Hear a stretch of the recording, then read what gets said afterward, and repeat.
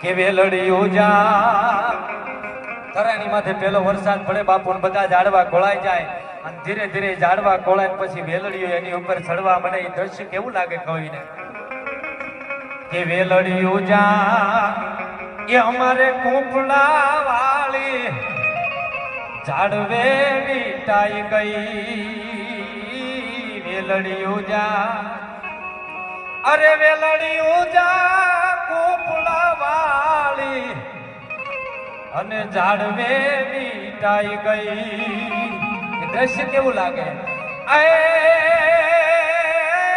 હરખ ગેલી કોઈ બેનડી જાણે